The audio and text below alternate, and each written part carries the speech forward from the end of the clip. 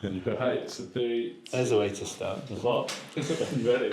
Okay, welcome to another episode of the Manchester SEO podcast. Today, really happy to be joined by Gary Dodson from Greenlight Computers, which is a multiple businesses and in very different fields. Well, similar fields, I suppose, but all. We'll find out more from Gary anyway. Welcome. Well, thank you very much. Welcome. Nice to see you, James. And you too. It's been a while, hasn't Yeah. Tell us about Greenlight Computers then. Give a better introduction than me to the business. I'll start. Do you want me a bit of history? You You always like a bit of history. Yeah. So basically, myself and my business partner started Greenlight Computers 17 years ago. I'm ex-Fujitsu. Used to run a big department in Fujitsu.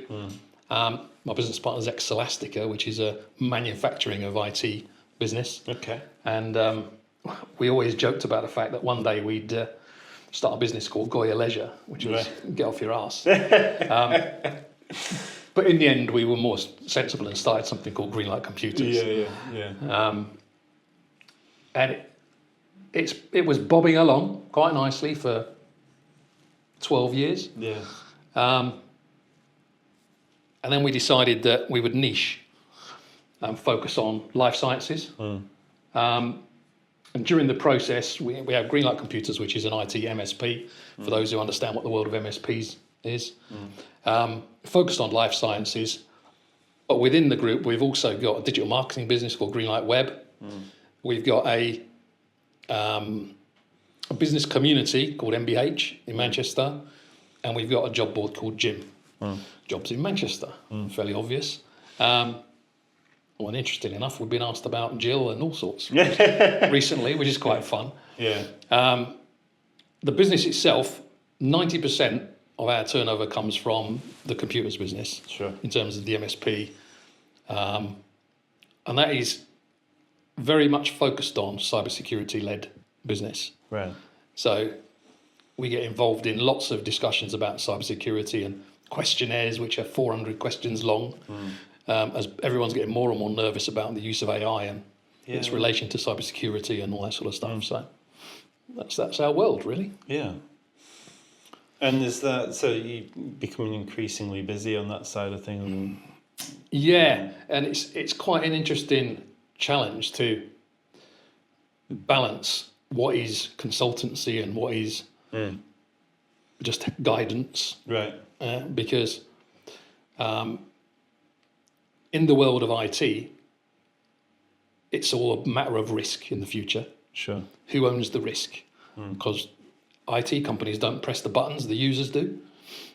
So all you can do is present the correct set of cybersecurity to the clients and help them through the process. Because a lot of people, they worry about it, but they don't know what to do about it. Yeah. So it's quite interesting. And then on the website, things are changing, as you all know better than me. And the way with the new consent rules and all that sort of stuff, the Google traffic is a challenge for a lot of marketing managers who've been using it as their number one metric. Yeah. So I had a conversation with someone last week and said, well, you need to just think about it differently. You know, if you had 1,000 visitors to your website last month and you had one lead, and you've now got 200 visitors to your website and you've got one lead, if you present conversion rate as your KPI, you're looking really good because it's going up. Yeah. You know? Well, we say that because now a lot of, like say, AI overviews are there and they're answering questions and providing information. But actually, they're probably not the converting keywords that you would have. And so that traffic could be kind of misleading for you when you're trying to understand where your business comes from. And if people are having to scroll down further to get to you, they're more likely to buy from you because they've taken that much more effort to get there. And it's interesting to have that conversation. I think people don't go past about page 4, though. Well, I'd be surprised if they even get to page 4, you know. Well, quite often now, the first 2 pages of Google are sponsored this or sponsored the yeah. other if you search for certain topics. Yeah. But it's in many ways, most of the young people, I'm not young, most of the young people are now looking at using Gemini or ChatGPT to do their searching rather than Yeah, yeah. And the what traditional does that stuff. Effectively, they'll just Yeah. say, show me a list of the best 10 digital marketing businesses in the Northwest. Now, and that's where they'll start from rather than a Google search. mean? Yeah. So it's interesting how the whole world of digital marketing, search engine, all that sort of stuff has to work around the new rules. Well, I have a passion for this stuff. Yeah. It's more fun than business for me. I mean, like 15 years ago, content was king, and now it's even more so. Yeah. It's the emperor of everything, and if you want to be seen definitely on AI searches, you won't show if you don't talk about it on your site. No. Yeah. So. But the other thing that you can get pleasure out of in the new world, I think, is just do a Google search on your own, a Gemini search on your own company. Yeah. Ask them, tell me about Greenlight Computers. Right? I loved it. It was better than I could do. That's really interesting. I thought that was actually, really cool. Yeah. And I think other people need to think about doing that because that's how they're perceived in the modern world. That's what's going to come up on searches. Yeah. And our definition describes a specialist IT services partner to life sciences. Right? Happy days. That's what we are. And we provide services from all the way from IT through to digital marketing to the life science community. So what Gemini is saying about us at the moment is spot on. Yeah. Happy days. Long may it continue. Yeah. I mean, it's the same if you're at a networking event and you've been there for a year and you've spoken every single time, and then someone that you talk to asks you, so what do you do then? And they've heard you talk about it, and you're like, clearly I'm not communicating what I do well enough. And perhaps that's the same on your website if AI isn't telling you what if you do. If you're saying certain things on your website, AI is going to take a portion of that and present it back to you as what you are. We did that on an engineering company last week, and because they got a lot of social media about running and dogs and other things, they were presented back not as an engineering company, but as a running business. Right? That's what Gemini has in its in its locker, and the guy was quite shocked. Yeah. I mean, that's really interesting, though, isn't it? Yeah, and, something for people to consider, definitely. Yeah. And I can't say I'm an expert at AI, but I think It's a perfect logical thing to do, isn't the it? process and the journey of using a ChatGPT or a Gemini is commonplace now. Yeah. So, but we'll go more into that in a bit. I'm interested in the decision to niche into life sciences and pharmacy.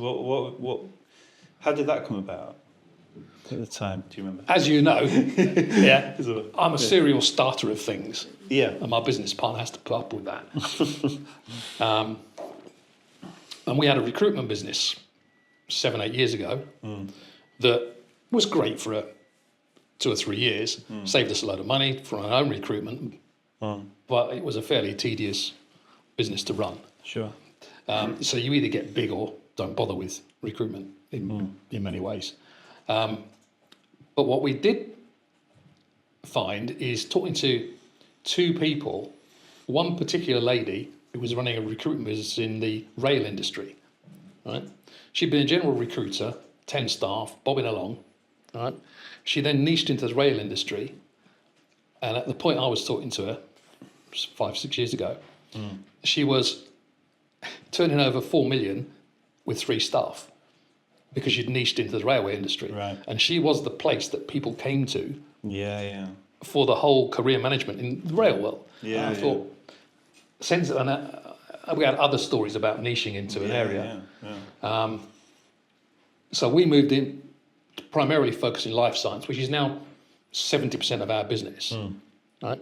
The other 30% actually benefit from the fact we're in life sciences because we have to have really good cybersecurity knowledge and process in life science to protect their world. Yeah. That, if you play that into other industries, we're ahead of the game. Right? So that's useful for everybody. But the niching into life science was based on a client base we were already building, and the fact that our strategy is to open local offices, which is different to other IT companies who generally centralise. Our model is hub and spoke. So we have a central hub in Manchester, but we now have 5 science parks. We're about to open our 6th in Cambridge. And that local focus and employing scientists as account managers, not IT people, is amazing, the difference it makes, because it's an introverted world and scientists generally like to talk to other scientists. And that was a unique change. So we've grown 30% a year in the last 3 years as a business. This quarter is our biggest quarter ever. Happy days. Mostly out of the world of life sciences. And you don't make a lot of money on any client. It's having a number of clients, doing them consistently, and keeping things moving forward, really. In my first real job was in IT recruitment. And so I think the reason why niching down is quite good, because we used to niche into certain sectors or skill sets. When I was there, it was the Six Sigma black belts, and they were commanding huge salaries and huge terms. So there'd be 25% T's and C's, in terms of the fee for it of their first year, and that could be 25 grand, could be 40 grand, and so you start sourcing them, and then you've got 20 of them on your books, and you're the only person in the country that has that. And that's what, there's a guy called Andy Shaw at the time, and he developed his whole business around that. And then everyone knows you for it, and they come to you. I need someone, because they know you've got the resources there and the knowledge and the data to cope with it. And it's the same, I suppose, with what you do and your knowledge. Yeah, niching is definitely the way forward for most SMEs or a service company. Yeah.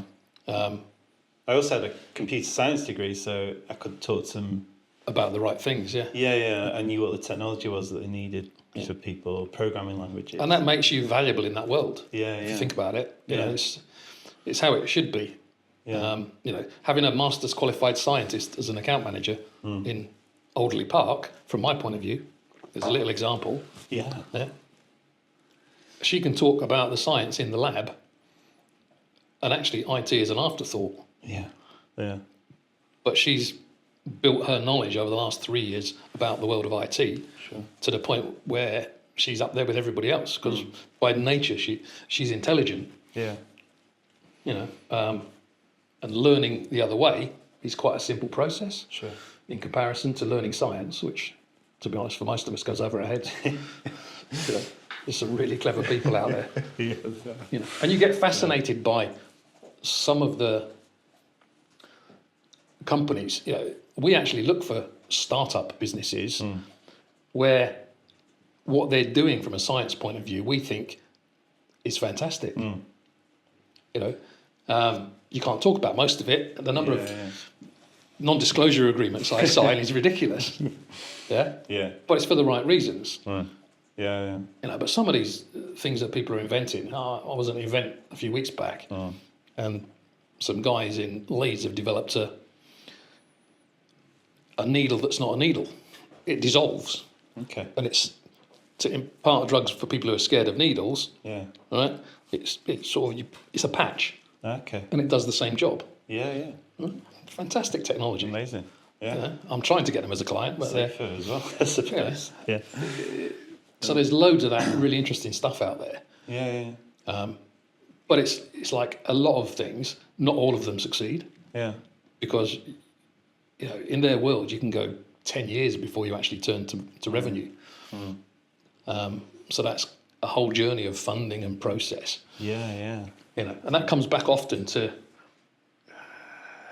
for me, a fatal error in certain worlds, which is there is a habit in the world of science to talk about when you get a pot of cash, all right, and make it public. And I'm like, surely that's going to make you a target for the cybersecurity mischief. Yeah.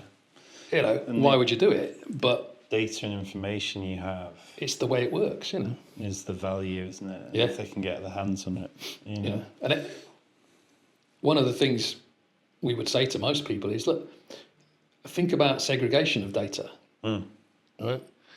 It's a bit like having your money in one bank. Right? If that bank gets ransomwared, right? You know, touch wood, it will never happen. But if it does, your money is frozen. It won't be lost, but you won't be able to pay your bills. Yeah. Because it's frozen until it's unfrozen. So why would you keep it all in one place? You know, spread your money into 3 banks so that just in case, you can still carry on living. You know, and it's no different to data in the world of IT. It's true. Don't leave it all in one bucket. Simple, really. I always talk about a law firm that I was about to start doing some work for, and then communication stopped. And I couldn't get hold of them. I left a few voicemails, and I just thought, actually, I'm going to leave it because obviously don't want any contact. Now, what had really happened was the case management system, emails, website, everything that they run the business on was on the same server, and that was ransomware. And they had no access to anything for 3-4 months. And if they hadn't still had some cases in paper format, the whole business would have finished. And, you know, it's such an important thing to think about, isn't it? Yeah. Well, so, that brings me. I don't have many things I worry about in life, if I'm honest. But you know, having had cancer once and got through that, you become a much more calm person when it comes to all these things. But there's certain things that have always seemed odd to me, and it's growing in that direction. Right? If you take an average hourly rate for a lawyer, it's £300. An average hourly rate for an IT person is £100. In society now, who's more important? Yes. It's a really interesting topic, and I would expect that the value of the IT person as a professional is going to go up because everything is in your data for a business. Yeah. You know, and you can't. It's where the value is in anything, isn't it? Well, you can't use the legal world to protect your data. Right? If your data's lost, the legal world will just charge you if you can find out who's stolen it. Yeah. And sue them. Exactly, but who do you sue? Yeah. So it's much more important to invest, you know, and it's a balance with insurance. Right? About, you know, I see it as a set of scales. The more sensible cybersecurity model measures you've got, the lower your cyber insurance. Right? The less you've got, with certain sensible insurance companies, if you haven't got the basics of cybersecurity, you won't get insurance. No. You know, because they don't want the risk. Yeah. It's You know, very true. And the reality is the only people who ever benefit out of these things are the lawyers who get to argue the toss either way, don't they? Yeah, that's very true. True. Well, value of things is a really interesting topic, isn't it? And skill sets and how they change over time. Yeah. And what in society now is going to be, you know, which job roles are going to be AI'd, which job roles will pop up as new job roles. That's, for me, fascinating. Yeah. You know, it's a bit like the world of recruitment is a simple example. Recruitment's got 2 functions. It's got finding customers who want new people, and then it's finding candidates to give them. That's right. That's 2 functions. Will the finding candidates piece become an AI job? Yeah. And therefore half of the And selecting the right ones, apparently. half of the staff who do that function in a recruitment business might not be needed. You know? Yeah, it's so true. Is that the direction it's heading for that So- industry? It's the same in the legal industry as well. You know, they're using it to automate responses to lower level, easier things to look at, and they're scanning evidence and all sorts. And then there's an issue with people using AI to generate evidence and their medical reports to then put into an application for whatever it is. And I've heard lawyers recently talk about that and how they're having to identify what's being created, and they're like, we can't tell the difference. That's now. Imagine, next year. It's much quicker for a computer to go and look at all the cases on that topic in the world than it is an individual. It's very much so. So, and you've got loads of those sort of scenarios coming up. I mean, I would advise anyone who's using a consultant, right, in whatever genre, right, to test the consultant. Right? Ask a consultant a question about, what's the best method of installing central heating in your building, daft example, and then ask Gemini the same question, right? And then you're sitting there with the Gemini answer. So when the consultant comes in and tells you something that doesn't make sense, you've got a level of knowledge. Compared to. And I think people are going to be challenged more going forward about their real knowledge. There's going to be a lot less bullshit if people use AI correctly, because you've got a marker. You've got something to compare to, which normally a lot of business owners are naive and they just trust whoever's come through the door because you have to some extent, but you don't have to anymore. You can do a bit of spot checking. Interesting. I've had several meetings now where clients have used ChatGPT or Gemini to get the questions to ask me. It's quite fun. Been tested on the job by AI. It's funny. So I'm interested in, from a human perspective, you mentioned you're a serial starter at businesses, and I've known you a while and touched paths. You seem like a very entrepreneurial kind of minded person. Where do you think that comes from? I've been an ideas person since I was born. Right. I'm one of those people that wakes up in the middle of the night with an idea, and if I don't write it down, I can't sleep. So I have a pad of paper by the side of my bed, and I come up with all sorts of ideas, and they're about the strangest things. Sure.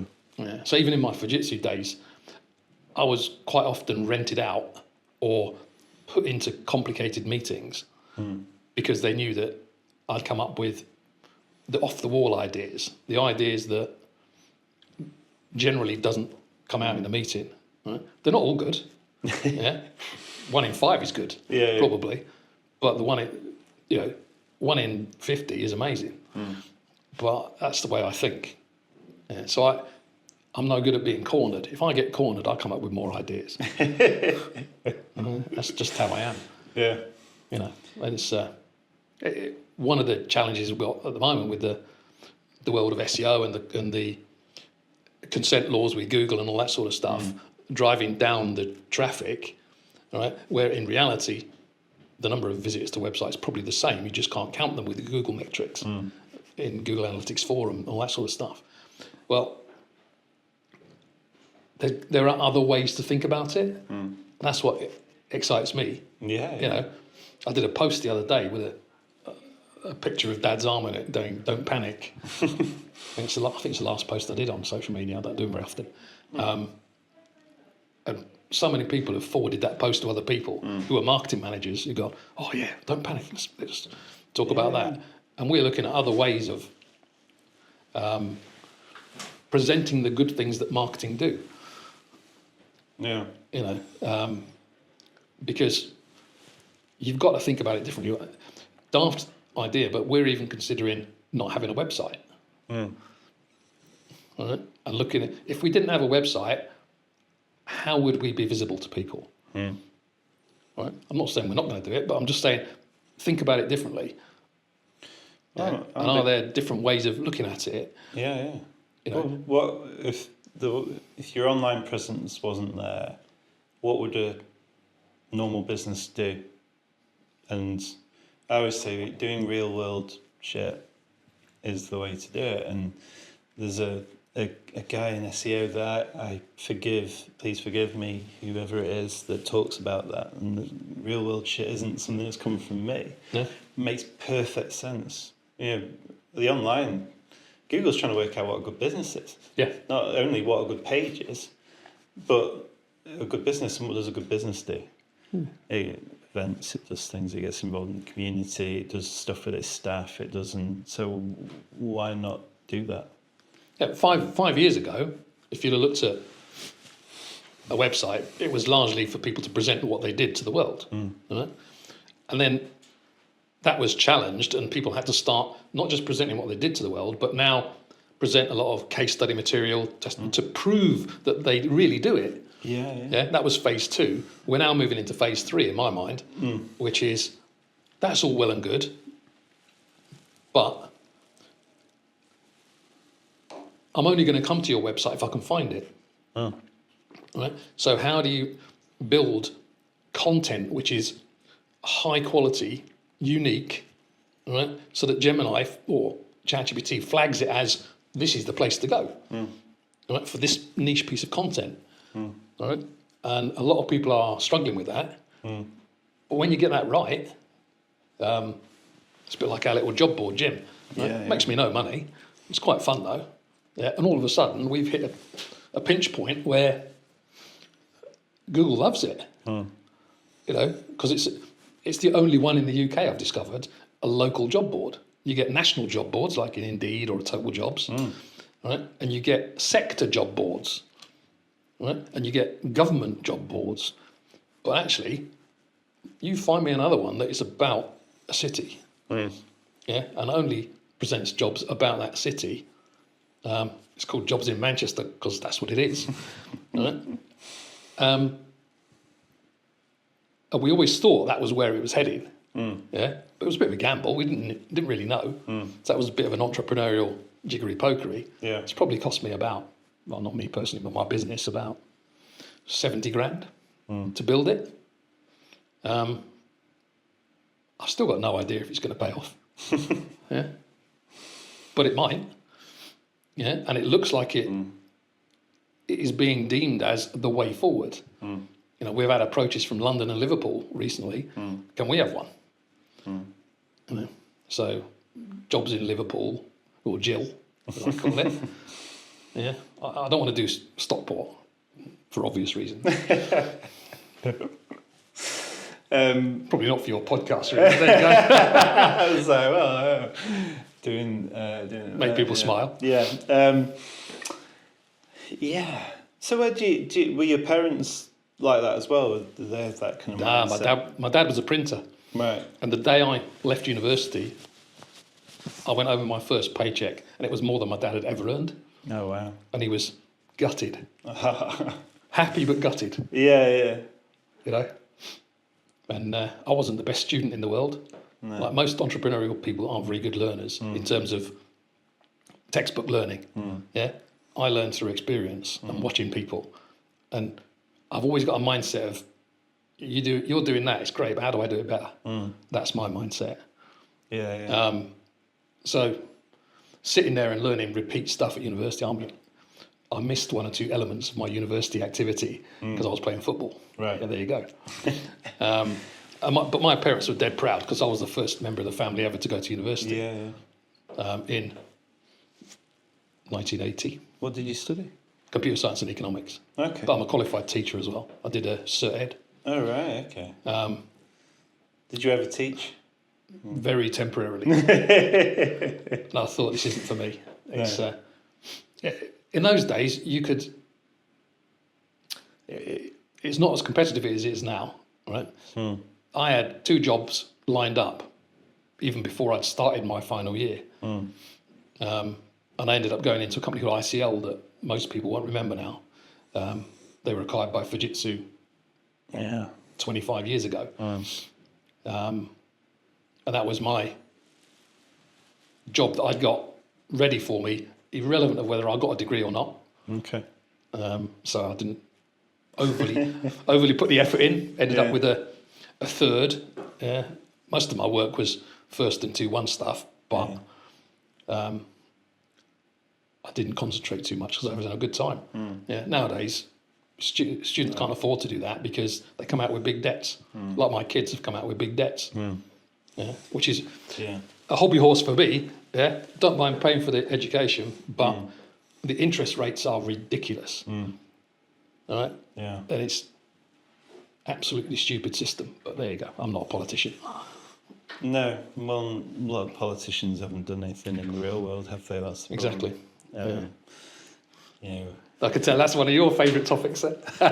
Yeah, well, it's one I don't tend to talk about on the podcast, but I do think sometimes if you want to be in politics, it's a good reason why you should never be allowed to be in politics. And if you've done something good and contribute and understand economics and the way of the world and growth and all that, then that might be a good reason why you should have to do it. Like your national service. It's your penance for being good at something. My personal view about politics is very simple, which is we need to pay people, fewer people, more money, so they don't look for second income streams and they focus on doing their job. Yeah. Too many of the politicians have second income streams because they need it. Yeah. For me, I saw a stat a few years back where lots of head teachers at schools were paid more than the Prime Minister. What madness is that? You know? Yeah. For the level of responsibility, head teachers are important jobs, but The amount, it's a 24-hour-a-day job. surely the Prime Minister is worth more than that. So for me, reduce the number of politicians and pay them more. Right? I think party politics is finished. Right? I think it's now, they are struggling to keep up with the world. Right? So it's important you get lots of voices and lots of opinions, but it doesn't need to be party lines. Yeah? And, the whole concept of every time one organisation says, we're going to do this, the other one, whether it thinks it's right or wrong, is going to say it's wrong. What's the point of that? Yeah. I've always been quite aware of politics, but not a political party person. Yeah. It sounds like we're quite similar. I don't align with either. I just think if you're a good person and you're trying to do the right thing, I'd vote for you. Yeah. And anyway, so I mean, computer science back then, as you said, it was 1980. 1980 to 81 to 85, I think. 81 to 85. How old am I now? 62 last week. There you go. So, I mean, I did computer science in 98, 99, and it was developing, let's say, at that point. Back in the 1980s, it must have been very different. We were punch card land. Yeah. One of my weirdest memories of my final A-level stuff. There were only 3 or 4 people. We were a pilot in Bedfordshire for the computer science A-level. Right. It was really new at the time. And one of our projects was on final, the exam projects was on punch cards, right? And one of the other lads who was doing the course dropped his punch cards and had an epileptic fit. Right? Oh, God. And when your punch cards, you've got 1,000 punch cards, they're all lined up in numbers. He dropped them and he just panicked and had it. So I was the one that ended up going to hospital. Right. Because I was holding this lad up and when he fainted. Yeah. And at the end of it, I was the one exhausted. It was a weird moment, but that was what computers were in my day. Punch cards. Punch cards. And then I had another guy on who was probably early 90s. And so it was before the personal computer. And so but there was still programming languages. And what you do is you would write it down and then they'd be sent away. Yeah. And then someone would check it on a computer. And then you get your mark a few weeks later. You know, and it's funny. It was so early days when I did my A-level that the teacher did it with me. He did the exam because it was new. I love that. So that was really quite cool. Yeah. Did you do better than the teacher? Now there's. I'm not going to tell you, but the answer is yes. Strangely. Well, that's quite funny, isn't it? You know, in terms of what you teach and whether you're good at it, or do you need to be good at something to be able to teach? Yeah. No, not really. You just need to. Know that bit on the day that you're teaching. And it always helps if you know 5% more than the people you're teaching. Of course. Yeah. But that's credibility more than anything else. But in the modern day, it's all changed because I don't think my kids learnt that much from the teachers because they didn't get much teaching time at university. Yeah, most of it was right. Off you go and study this on the internet. Completely different education system, and now education is much more about giving people the soft skills and getting them to communicate with each other than it is about the actual learning of stuff. Yeah. Because that's all available to them at the press of a click. Well, you know, and I think that's one of the challenges for the university world, which is, you know, I don't really know the details, but my understanding is the pressures in the university sector are getting much, much tougher. You know, only the major universities, the Red Bricks, the Oxfords, Cambridge, you know, those places are prestigious globally and will always attract the global interest. You get so much more for an international student than you do for But the international students are drying up across other organisations, partly for political reasons, partly because the cost is prohibitive. You know, and then you've got the local student population that is looking at: do I want this debt at the end of the journey? Is there a better way of going through an apprentice program or whatever it might be? It hurts the kids to have big debts at the end of it. Yeah, it does. It does. Because it's not about the money, because in theory they don't have to pay it if they don't earn too much. Right? It's the stress of having that debt behind you. Everything like that adds to stress for people. So you sit here now and a successful business and seem to have quite a happy life. Was there any bit of the person that started up the business years ago? Would you give that person any advice now? Yeah, niche down quicker, take more risks.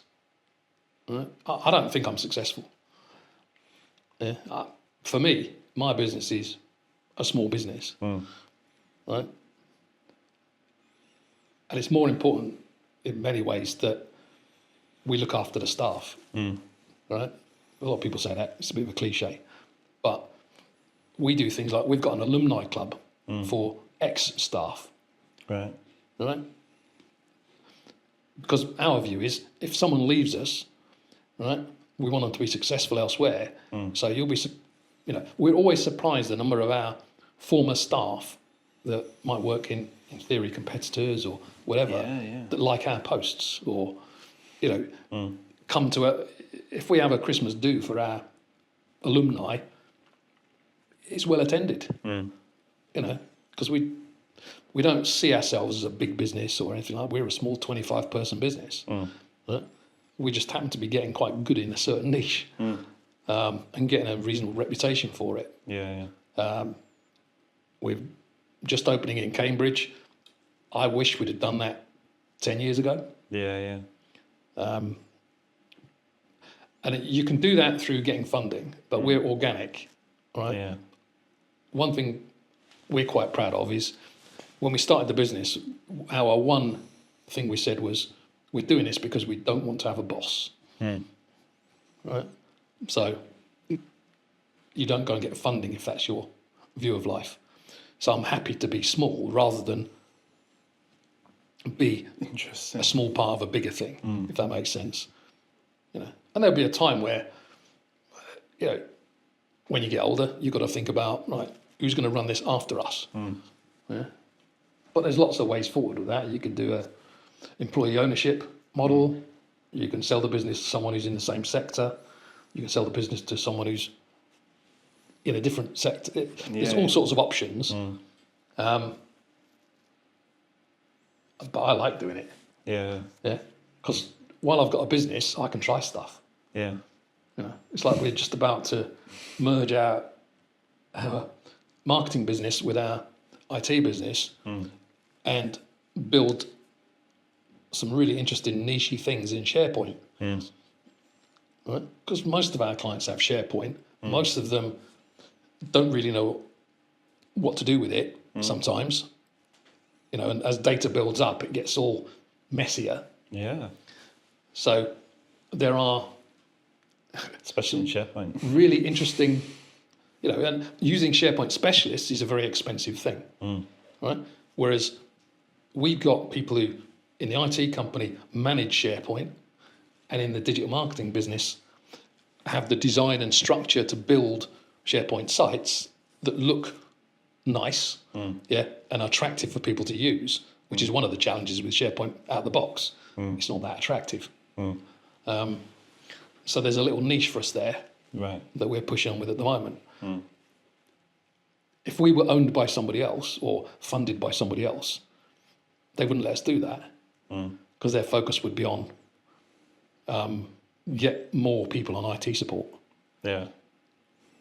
You know, so we could have been much bigger if we'd have stayed focused, Right. but we'd have been less happy. That's true.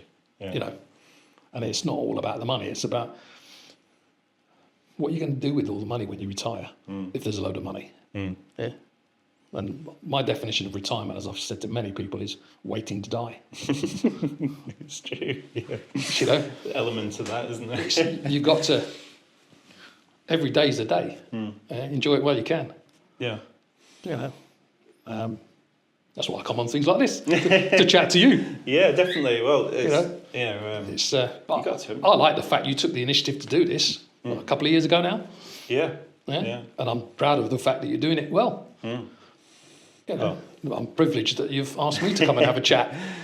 Yeah, well, I mean, you've got an interesting story, and I think there's a lot that people can take from it.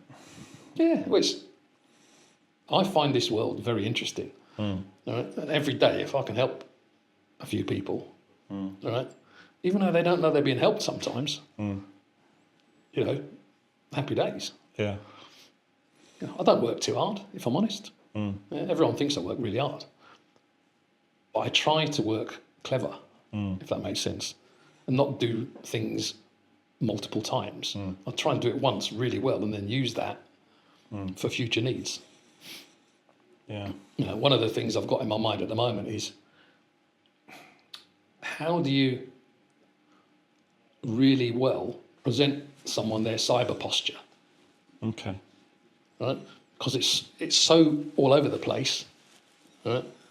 How do I pull that into a live tool Yeah. that helps them answer their own questions that they get from auditors and whatever else? Yeah, yeah. Because in the old days, a big company would audit their sub-company, right? And that would be it.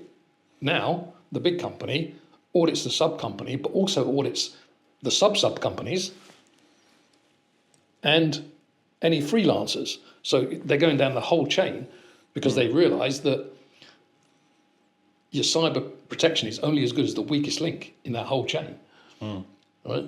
And that's caused a load of interesting grief for the men in the middle because all of a sudden it's not just about them and their investments, it's about who they're using to do various things. Exactly, yeah. We used to have it, validate software and systems for pharmaceutical industry. Yeah. I think we've spoken about this before, and it's all about if the governing body comes in and audits you. You know what? There might be a load of Excel spreadsheets or paper chase going on. Where is everything? Whereas if you had a piece of software where it was all annotated and it was, you know, version controlled and dated and all those, it's just there. And I suppose it's the same with cybersecurity. There's so many aspects to it. If you can have that, pull that in and have a visibility of where you're at that moment with it, that was really powerful to have. You can just show the auditors and go. And the other thing that, for me, you've got loads and loads of cybersecurity SaaS businesses, you know, developing software that helps you with cybersecurity, right? And they all say, "Oh, ours is the thing that solves your cybersecurity." That, you know, marketing, blah blah blah. The reality is there is no single cybersecurity solution, right? So anyone who's told there is, don't believe it. All right? Yeah. You've got to have a portfolio of things that solves problems in different areas. All right? And that's the art. That's the fun bit, because people are always, you know, nefarious people are always coming up with the next way. Yeah, and now they're using AI to work that out. You know? And we're all on the dark web to some extent. Right? Yeah, we found a new tool the other week that assessed me personally, right, and found 3 of my old passwords on the dark web being sold. Right. So what do? Because I understand this world, I instantly think about anywhere I might have used those 3 passwords and changed them. Yeah. But a lot of people have no idea that's out there. Yeah. Interesting. You know, so, and these tools are new. Yeah. So there's always a new topic area to move into. Yeah. And of course, you know, processes are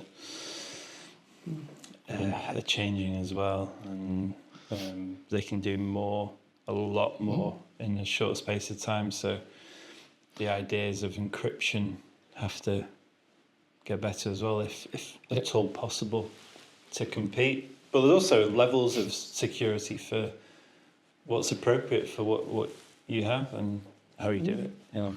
Yeah, it's going to carry on being interesting. So I've got a question for you now. Oh Jesus! Yeah, because I like to reverse these conversations.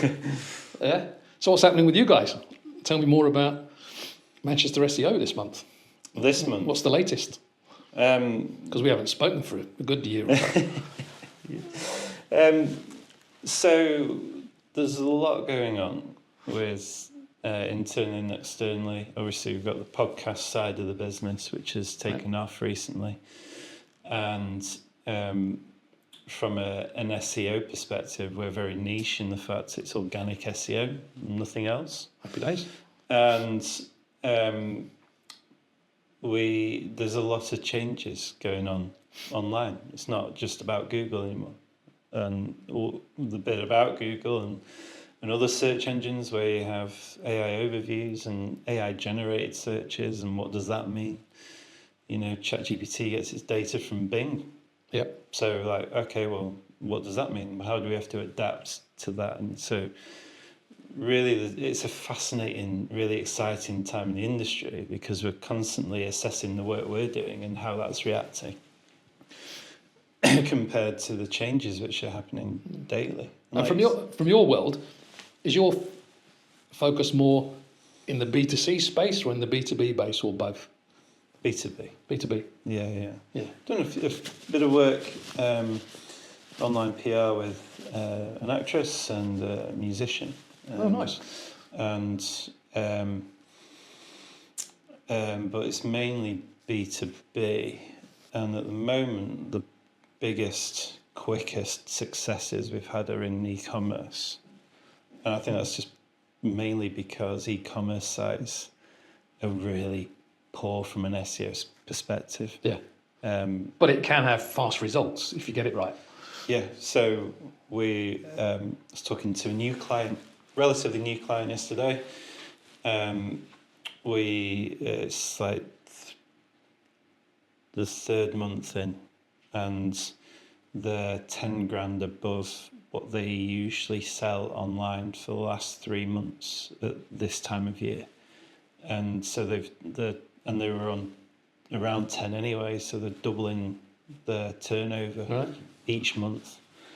And they're seeing not just what they used to sell, which was a little bit of their product, but everything.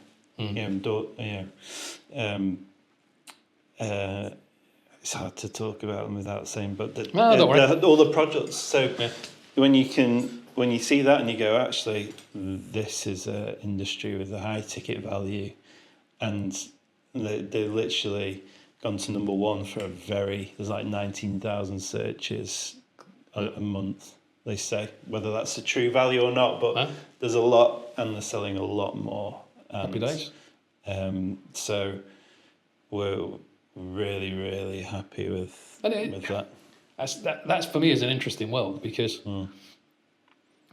do you think the big platforms, the Amazons and the, what's that one that keeps spamming me every day, Temu, yeah, do you think those guys are going to maintain their market dominance, or do you think the SME world is going to come back in? It's really interesting, actually. Depends on what they're selling.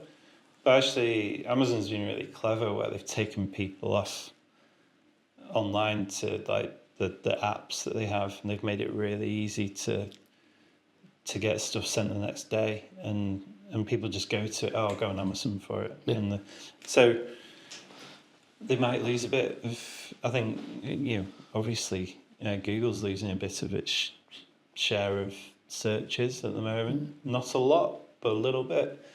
And AI is a huge kind of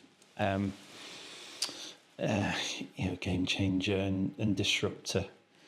And we'll see some businesses go and some do really well, and it's how you adapt to that, I think. My daughter's an e-trader, Right. working for a big furniture organisation. And her previous job only lasted 2 months. Right. Because she went to a clothing retailer, I shan't say who it is, Yeah. with the idea of helping them build an Amazon store, which is her expertise. Yeah. Right? And within 3 weeks, she realised she'd taken the wrong job. Okay. Because they needed an Amazon store because they didn't have one. But what's the one thing that Amazon always does? And it's next day delivery. This particular clothing retailer, their delivery model from the warehouse was 7 to 10 days. Right? Completely incompatible with doing it through Amazon. Right, okay. And their margins weren't enough to move the stock into Amazon for Amazon to do the whole distribution piece, because they take whatever percentage they take. Yeah. Right? Interesting. So she came to me after 2 or 3 weeks and said, "What do you think?" I said, "You need to leave." I said, "Nothing, no disrespect to you or them or whatever, but if you stay there, you're going to get more and more frustrated, because what you're good at is Amazon stores, Wayfair stores, right, and helping people optimize those, right, so that they then get found on Google and all the other stuff. That's your skill." And then she moved to this new company, and the first thing she did was stop their Amazon spend. Right? They were spending a fortune on Amazon spend for unoptimized product pages. Okay. Yeah. So they weren't selling much. And she said, "We've got to optimize first, then put the spend back." So it's really interesting if you're a niche young person. I'm dead proud of her, but I'm sure there are lots of others who are clever like that. Yeah.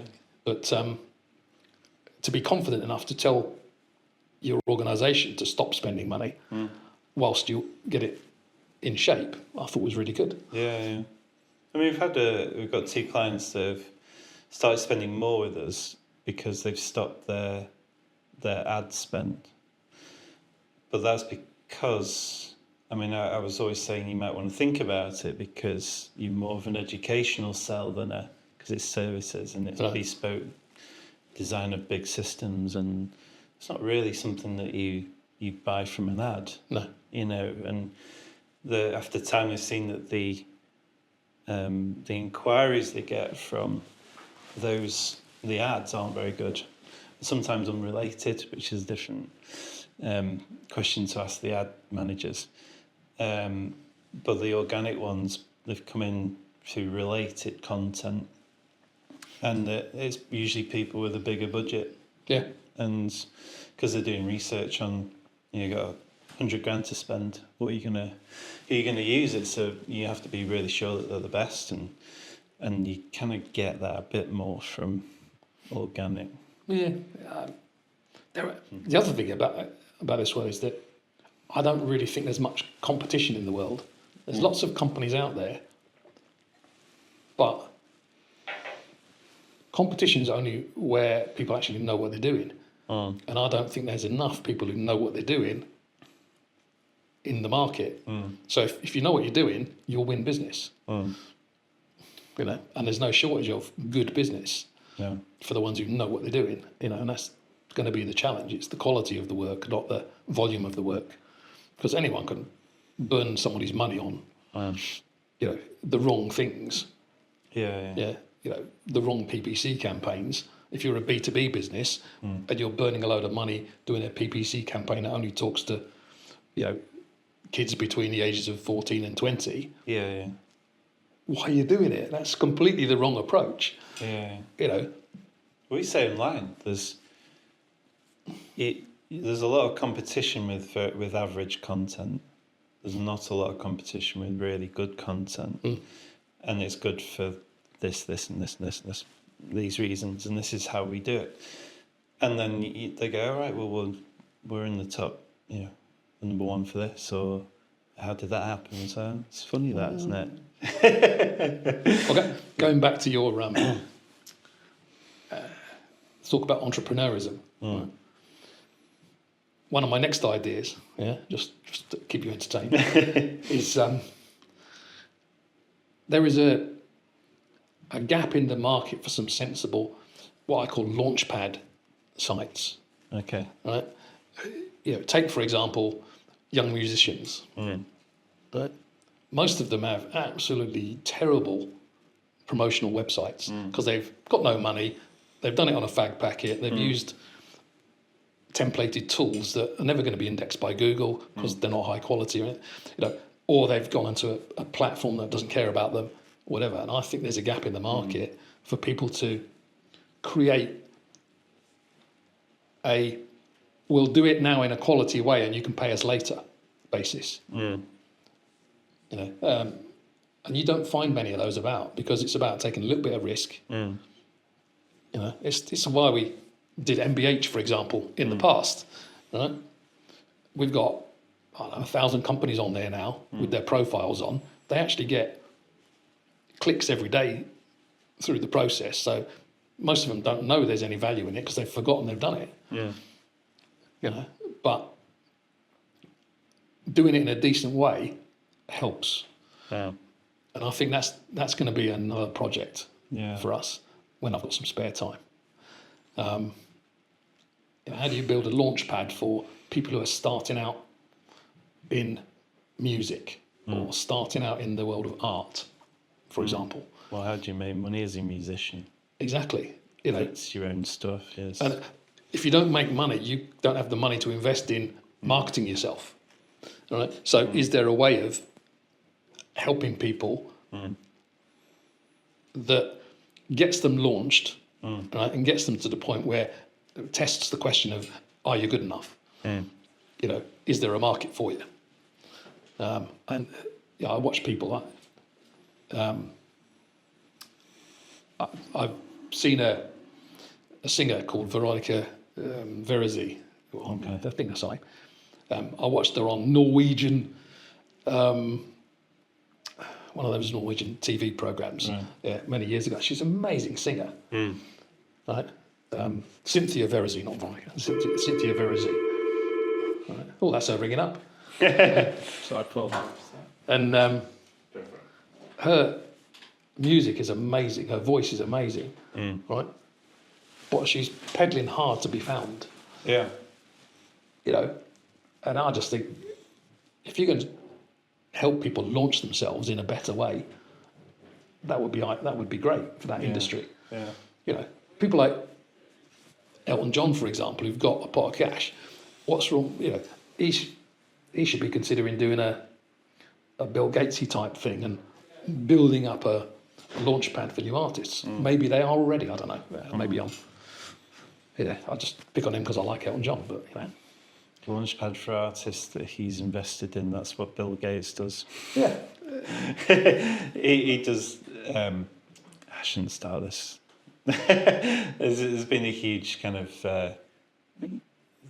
He's just given billions away to the production of vaccines, and he's heavily invested in vaccines. And you're like, okay, it's really nice of you for your own benefit. But at the end of the day, he has more money than governments do, right? Yeah. So the development of vaccines is going to be pulled forward quicker if he puts his money into it, even if at the end of the day he makes profit out of it, right?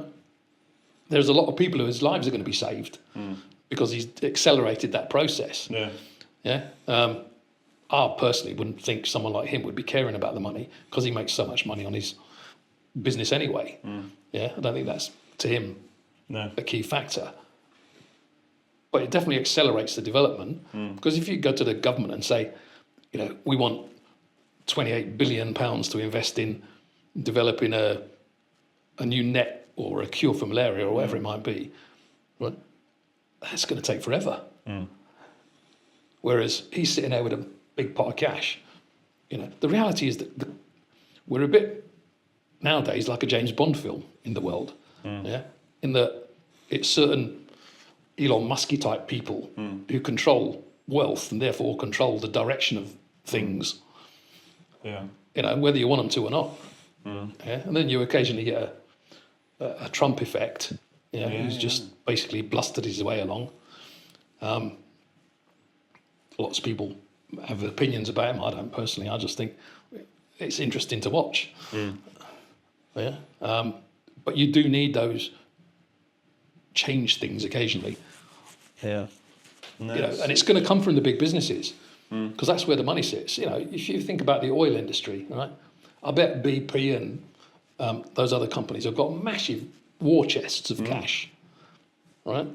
So if you're starting a business in life sciences to develop a cure for prostate cancer, right?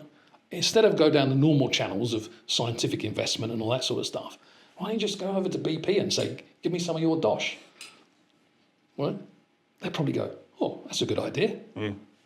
Well, good PR out of that one. They'll probably get a load of inquiries now on the back of your podcast. But do you know what I mean? It's like looking cross-industry. Yeah. It's like, I've always wondered why car showrooms, right, or car brands don't do a deal with computer brands, right?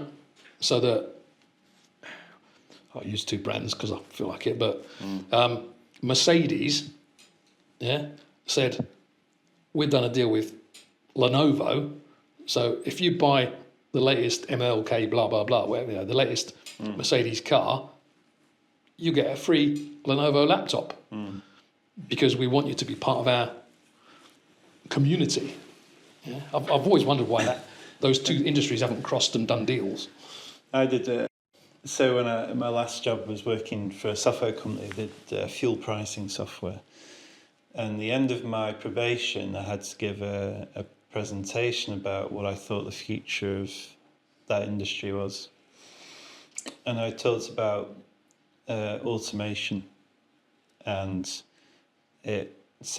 vehicle automation, which is coming whether we like it or not, and how that works, and why would anyone own a car? What's the need for it? How are they charged? Because they're never petrol cars, they're electric cars. And then I was like, okay, so if you do have personal cars, where's the value in what we're doing? And it'll be the connection between where people are charging, how much it costs, and what's the most efficient place on your journey to be able to. And if it's an automated car, it's like, okay, well, the cheapest time to charge up is between 1 and 4 in the morning.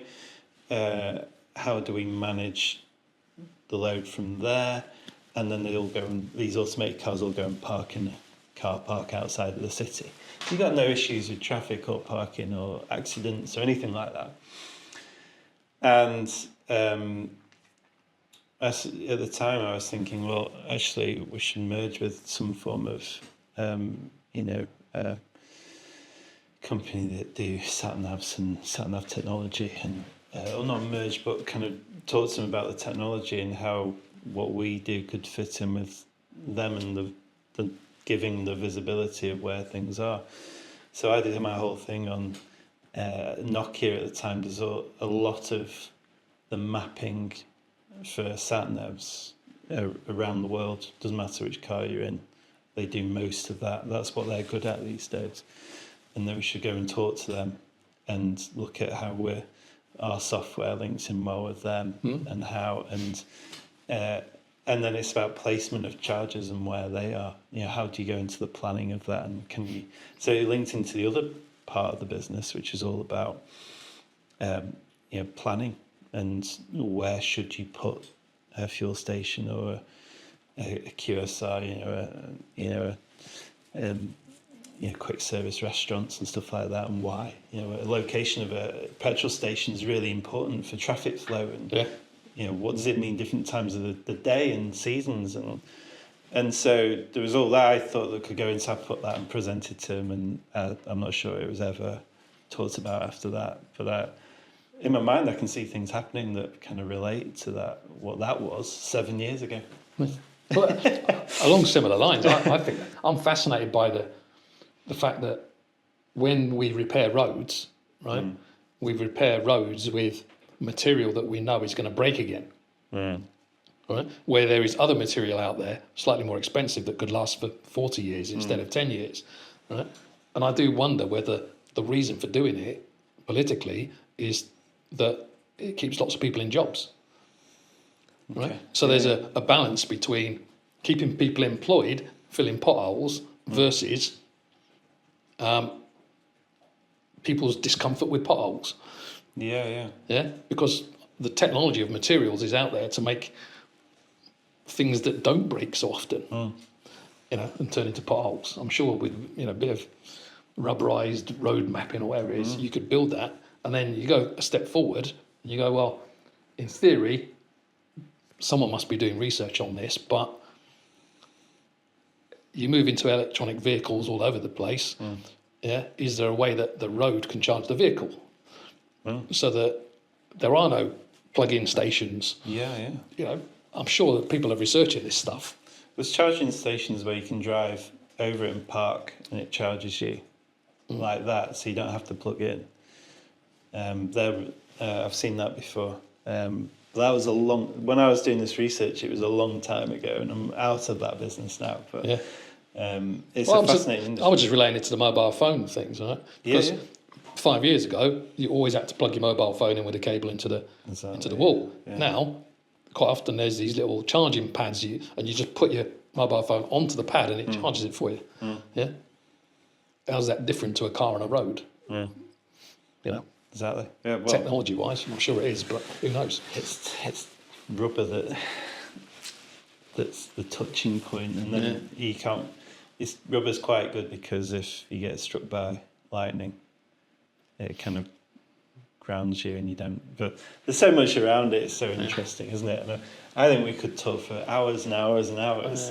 Well, but I know you've got a call coming up as well. No, that's right. Yeah, this is a podcast. I hope it's interesting to people.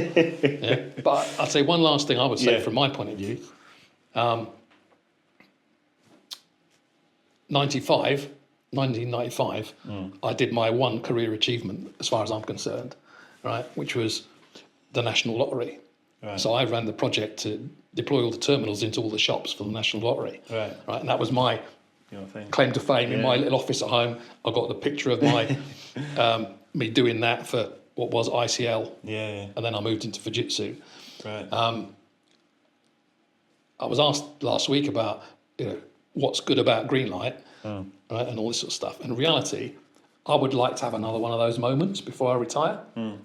Right? Don't know what it is yet. And it might be just enabling someone to come up with a Nobel Prize winning piece of science. Sure. Yeah. But that's what I'm interested in. is something I was really proud of. Yeah. You know, and I'm proud of doing a good job for people and all that sort of stuff. I'd really like one of them tasty nugget projects. Yeah, no idea what it is. Yeah, may never happen. Might be that you get one in your life. Who knows? Yeah. But it's all part of the fun of doing business, isn't it? Really. It is. It's lovely to have something to look back on and go, Yeah. I had a big part to play in that. Proud of that. Yeah. You know, we lost a customer